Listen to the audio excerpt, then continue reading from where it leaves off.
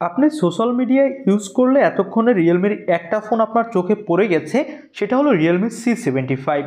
চোখে পড়ার মূল কারণ হলো এই ফোনটা যদি আপনি পানিতে ফেলে রাখেন অথবা ধুলোবালির মধ্যেও ফেলে রাখেন তাহলেও কোনো ধরনের কোনো সমস্যা হচ্ছিল না।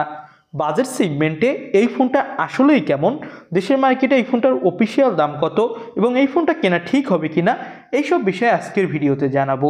চলুন ভিডিও শুরু করি। ফোনটার ডিজাইনের কথা বলতে গেলে খুবই জোস লেভেলের একটা ভাইব আসছে ফোনটার ব্যাক প্যানেল থেকে। সামনে দেওয়া হয়েছে middle punch hole cutting display, side mounted fingerprint sensor থাকছে। ফোনটা IP69 সাপোর্টেড হওয়ার ফলে এই ফোনটা যদি আপনি পানিতে ফেলেও রাখেন তাহলেও কোনো ধরনের সমস্যা হওয়ার সম্ভাবনা নেই। এবং এই ফোনটা কিন্তু একটা বক্সি টাইপের ডিজাইন এবং কর্নারগুলো বেশ কার্ভ। ব্যাকসাইডে জোস লেভেলের একটা টেক্সচার দেওয়া হয়েছে যার ফলে দেখতে অনেক বেশি ভালো লাগছে। এবং হোয়াইট কালারের সাথে এই ফোনটার ক্যামেরা বাম্পের গোল্ডেন কালার আরও বেশি একটা চমৎকার ভাইব দিচ্ছে। দুইটা আলাদা আলাদা কালার ভেরিয়েন্টে মার্কেটে অ্যাভেলেবেল পাবেন এই ফোনটা। তো ওভারঅল যদি বলি তাহলে লুক, ডিজাইন এবং বিল্ড কোয়ালিটির দিক থেকে ফোনটা এক কথায় জোস। এবং এই ফোনটাতে ডুয়েল সিম কার্ড স্লটের পাশাপাশি এক্সট্রা মেমোরি কার্ড স্লটও পাচ্ছেন।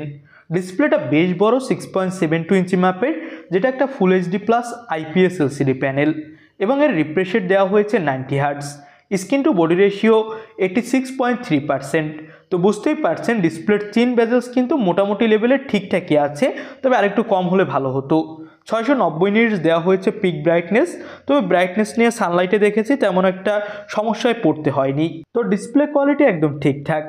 এই ফোনটাতে পারফরমেন্সের জন্য মিডিয়াটেকের হেলিও G92 ম্যাক্স চিপসেট দেওয়া হয়েছে, যার অ্যান্ট্রি টু স্কোর দাঁড়িয়েছে 1,52,000-এর উপরে। ফোনটাতে আপনি সব ধরনের মাল্টিটাস্কিং খুবই ইজিলি করতে পারবেন। ফেসবুক, ইউটিউব এগুলো কোনো ধরনের ল্যাগ ছাড়া খুবই ইজিলি অনেক বছর যাবৎ ইউজ করতে পারবেন। গেমিংয়ে একটু অবশ্যই ল্যাগ পাবেন। PUBG, free fire, call of ডিউটির মতো গেমগুলো প্লে করতে গেলে অবশ্যই আপনার স্ট্যান্ডার্ড অথবা স্মুথ গ্রাফিক্সে প্লে করতে হবে। আউট অফ দ্য বক্স এই ফোনটাতে অ্যান্ড্রয়েড 14 পাচ্ছেন এবং এখানে পেয়ে যাবেন রিয়েলমি UI 5.0।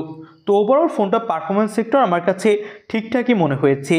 ব্যাকসাইডে ফোনটাতে দেওয়া হয়েছে 50 মেগাপিক্সেলের প্রাইমারি ক্যামেরা এবং এখানে একটাই ক্যামেরা সেন্সর দেওয়া হয়েছে। অবশ্যই এখানে যদি আরও একটা সেন্সর দেওয়া হতো তাহলে ভালো হতো। ফোনটা দিয়ে তোলা কিছু ছবি আপনি দেখতেই পাচ্ছেন, ভালোই ফটোগ্রাফি করা যাচ্ছিল যদি আপনি লাইটিংয়ের মধ্যে ফটোগ্রাফি করেন।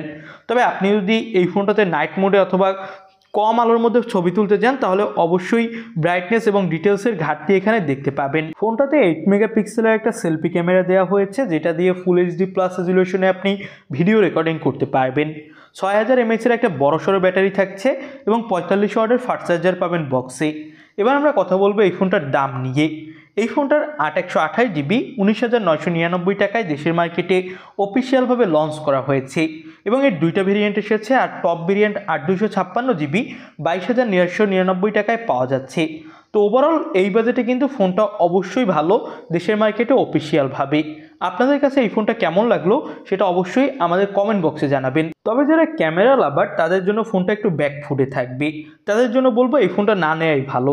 তো আপনাদের কাছে ফোনটা অবশ্যই সে কেমন লাগলো সেটা কমেন্টে জানাতে ভুলবেন না। চ্যানেলটা সাবস্ক্রাইব করে রাখবেন। নতুন কোনো ভিডিওতে দেখা হবে। আল্লাহ হাফেজ।